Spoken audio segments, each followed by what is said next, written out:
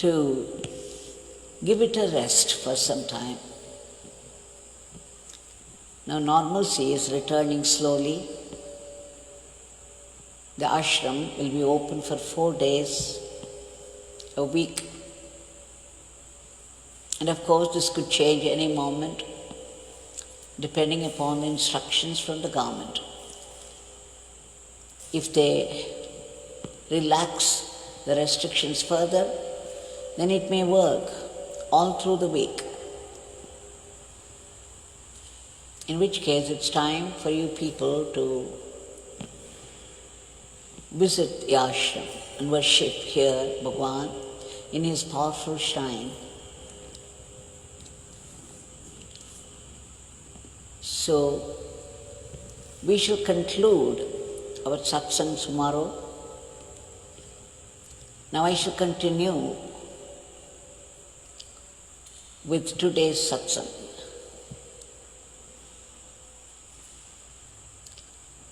With the two demonstrations played by Bhagwan in order to make a very serious point. Bhagwan was always a man of few words. He never gave lectures. Very casually he would speak. One had to be very alert to pick up and make out what he really meant by it.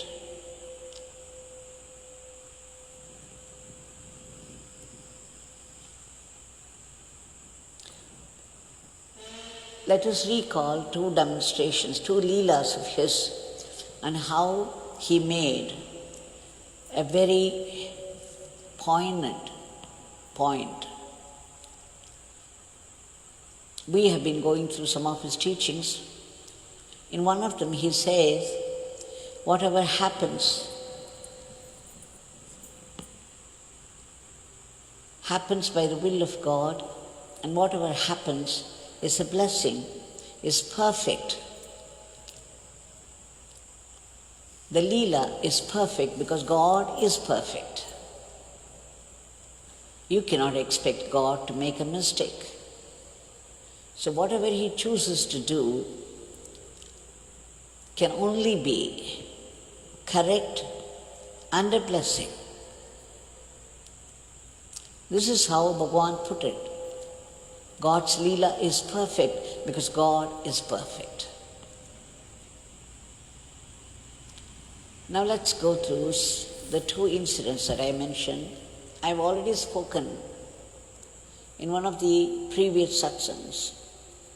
But these things are not just for merely listening and forgetting. They have to be gone through again and again. We have to think again and again and assimilate it. It should become one with our blood. And finally, our spirit. Now, everybody, many devotees of Bhagwan know about Dr. Shankarajulu, who was working as the principal of the Government Arts College in Tiruvannamalai, very near the ashram. At one point, Sri Shankarajulu was the principal,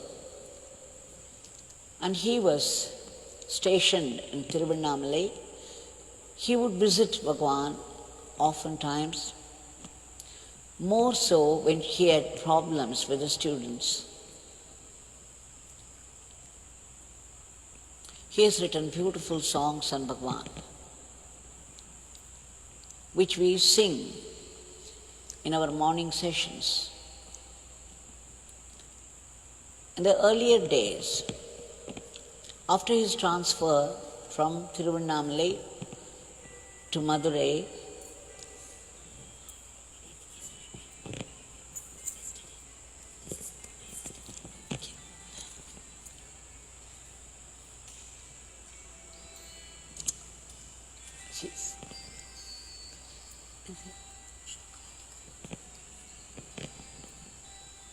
so in the incident of Dr. Shankarajulu, we saw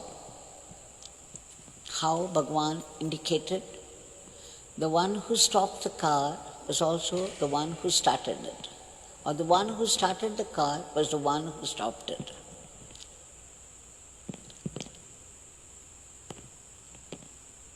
And then again, we saw another point that he made. Today, we shall see how a devotee, very devoted to Bhagwan, who was doing a lot of kaikarya, lot of service in a temple, and who has given up everything that we would generally consider as security.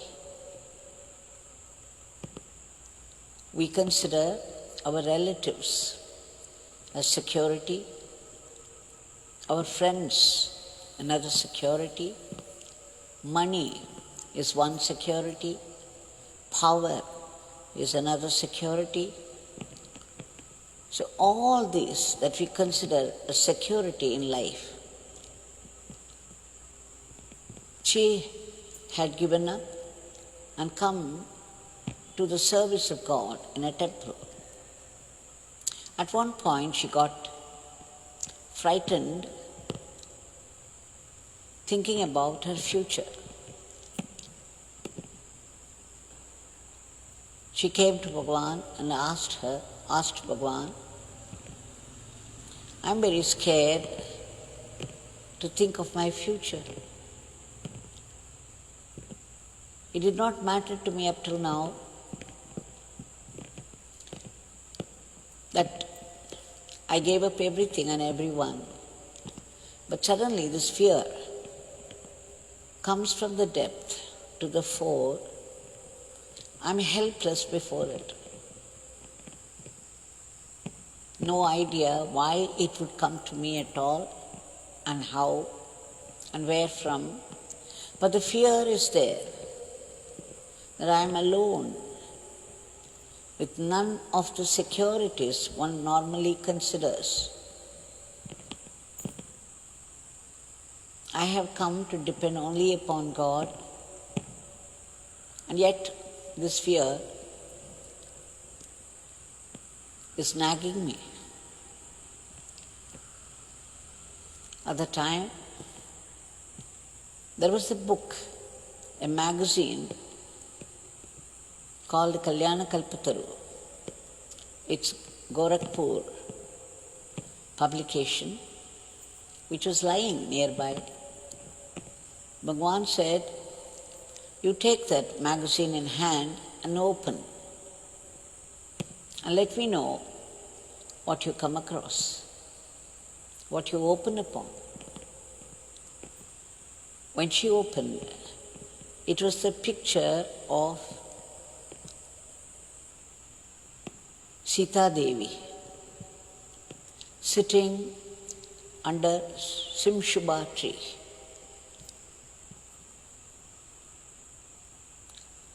In the garden of delight of Ravana, the Asura, the Rakshas. Everybody knows Ramayana. So it was those lonely,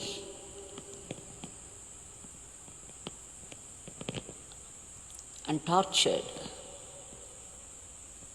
time for Sita Devi, and all the time she was surrounded by these Rakshasis, the demons, the female demons around with terrible looking weapons. They would threaten her with the weapons and also speak harsh words. If she would not listen to Ravana, their emperor, then they would kill her and have her for breakfast.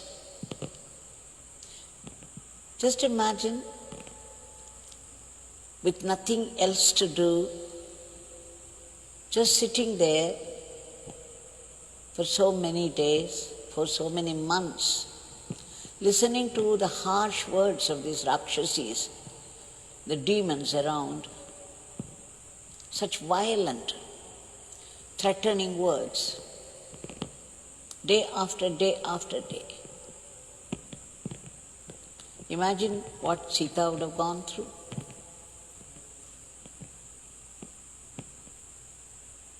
The picture had Sita Devi sitting under this tree. Her eyes were closed. There was a drop of tear trickling down, and her lips were murmuring, Rama, Rama, Rama. And in front of her, Lord Devendra, the king among the Devas, the king of the Devas, standing there with a prayer, an unspoken prayer in his eyes, begging Sita Ma to accept the pot of Amrita, the nectar.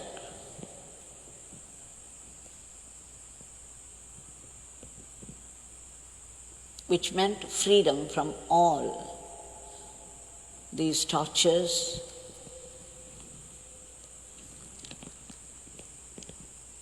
and eternal youth and Ananda. But Sita had turned her face away from Devendra, and with closed eyes, with a drop of tear, all that she was doing was Ram, Ram, Ram, chanting the name. Bhagwan looked at it and said, that is it.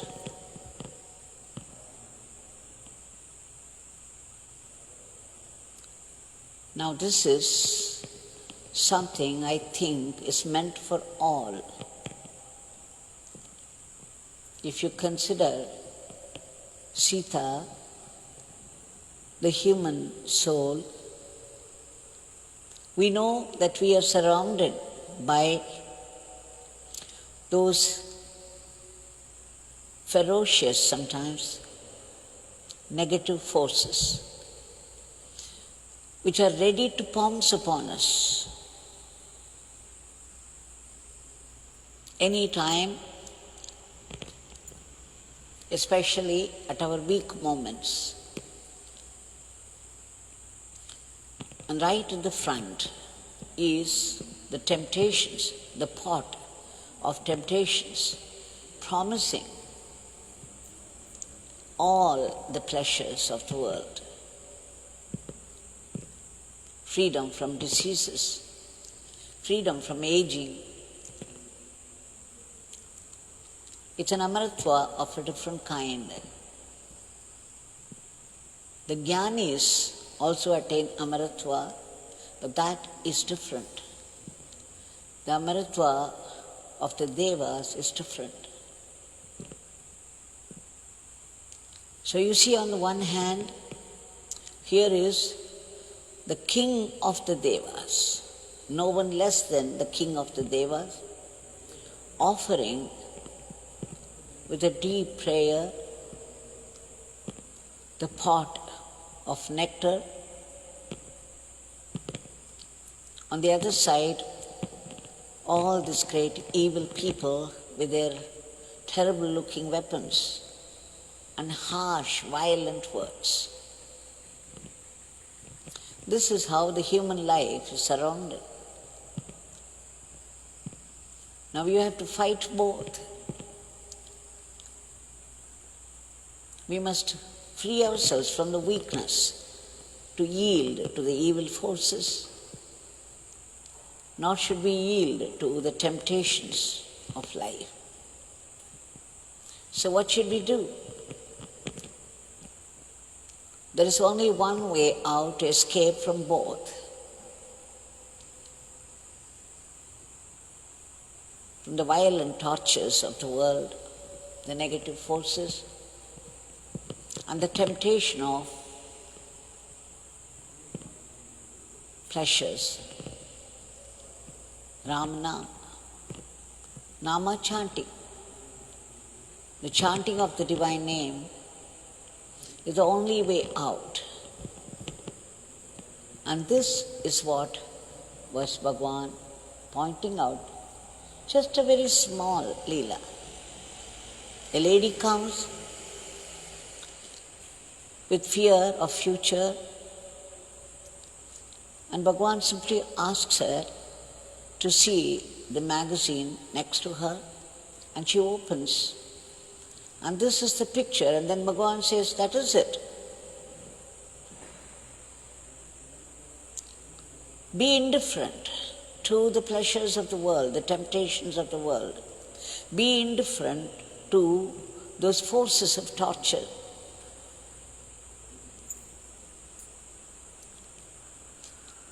How? Keep chanting Ramana. Chant the name of God. Remember the name of God. Close your eyes to both.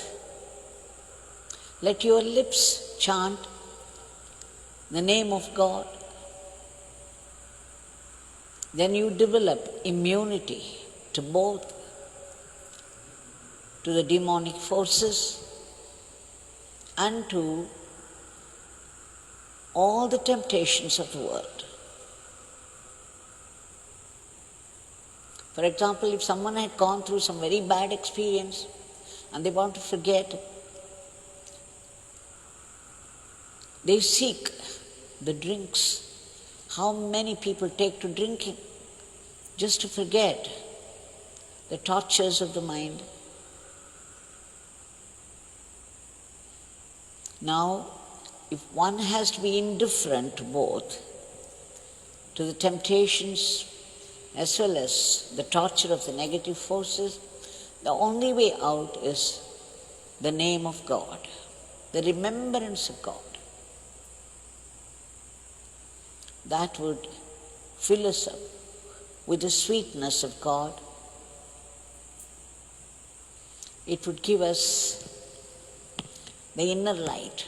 Like Bhagavan said, light the lamp of the Nama on your tongue.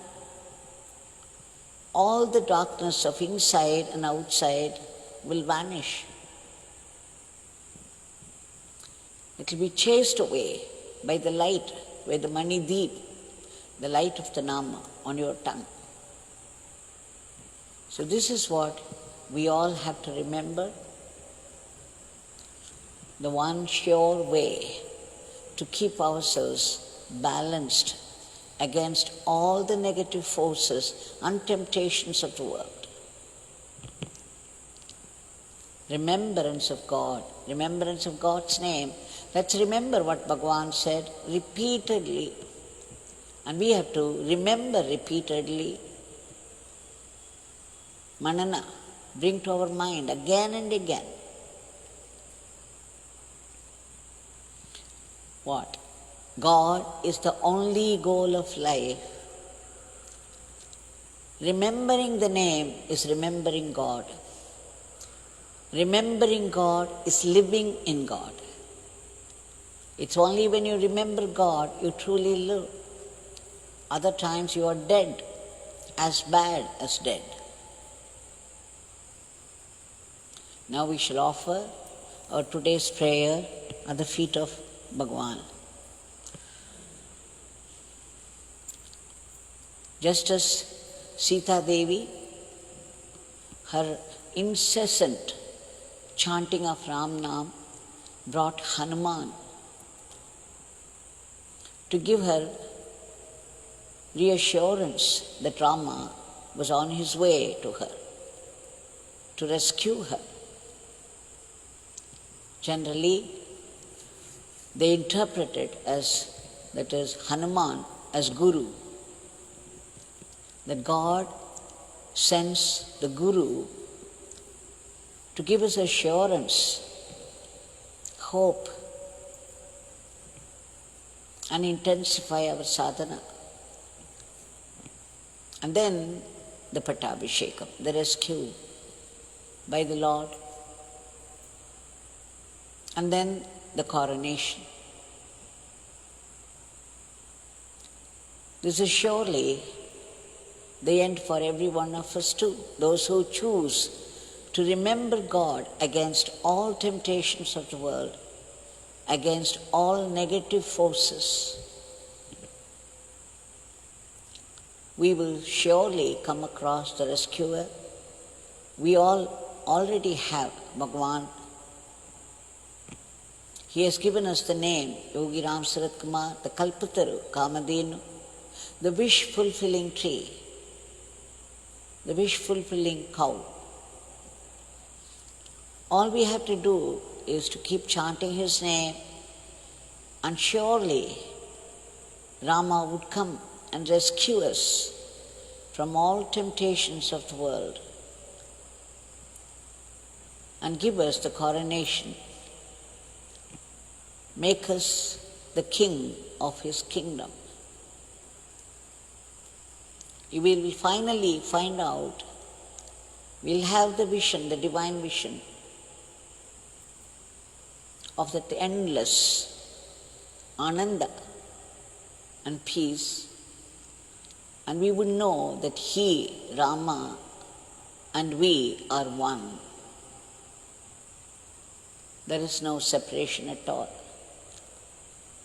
So we shall offer our today's prayer at the feet of Bhagavan.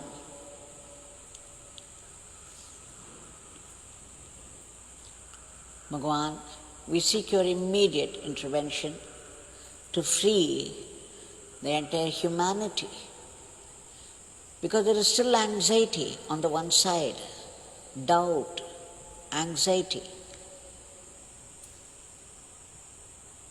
But there is the appearance of normalcy also. So let's pray to Bhagavan to free the entire humanity from the clutches of this dreadful virus and bring back normalcy without any doubt, without any anxiety in all aspects of life. We shall pray to Bhagavan again and again to wipe out all those negativities from the hearts of people.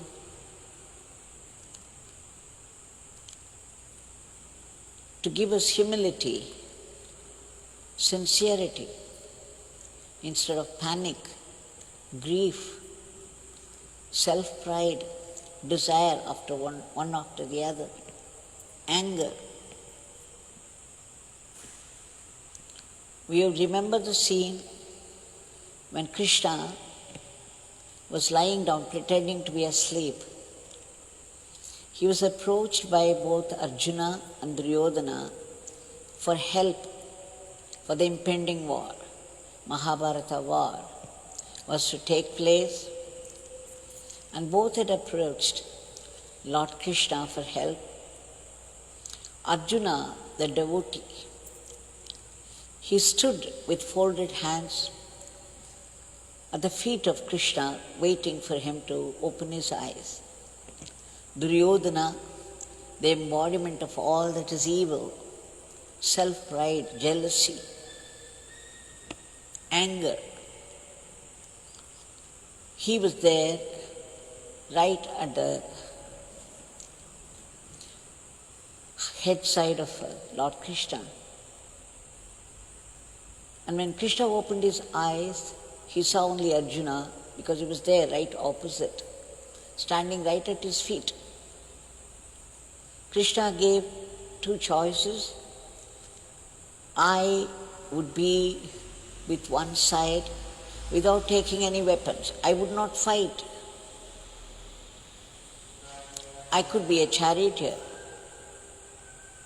On the other hand, the valorous army, very strong, and vast army of mine will be with the other side. Now the choice is yours. Arjuna, you can answer me first because you are the youngest of the two. Now Duryodhana was all fear inside. He was panicking. What if Arjuna should choose the strong and vast army of Krishna? He was aiming for that. He did not realize the divinity of Krishna, so his mind was after only the army. Whereas the devotee Arjuna thought, if Krishna is with me, what more can I ask for? He said, Krishna, it doesn't matter how you come to me. All I want is you on my side. Krishna smiled and said, so be it. Now Duryodhana was very, very happy, little realizing that he was the loser. So many of us in life are like that. We want only things of our choice, thinking that they would give us all that we need, forgetting that God, without taking any weapons, just being with us, is the greatest fortune of our life. So we have to beg Bhagavan to wipe out all these negativities, all this ignorance of the truth. That is the reason behind it. We beg you, Bhagavan, to arrest the rapid spread of the diseases, enter all those medicines so that the crowd of viruses would be gone once for all. And we beg you, Bhagavan, to give protection and all-round welfare to all those warriors, the great warriors who are fighting the disease at the very risk of their lives. We also beg you for a lift to our economy. And as you said earlier, we beg you again and again and again for constant remembrance of your name. Let your name be with us, like Krishna promised to be with Arjuna.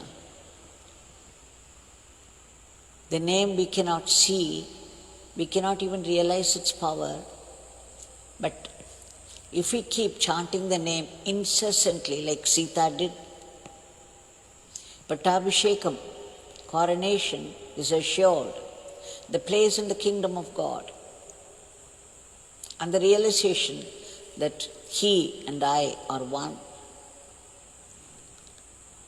We beg you, Bhagavan, to be willing and good instruments in your hands to run our everyday life as an offering to you.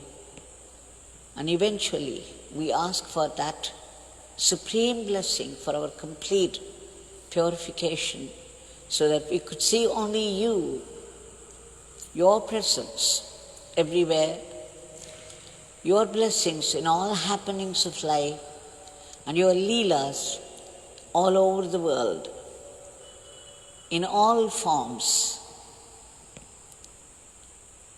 Jai Yogi Ram Surat Kumar.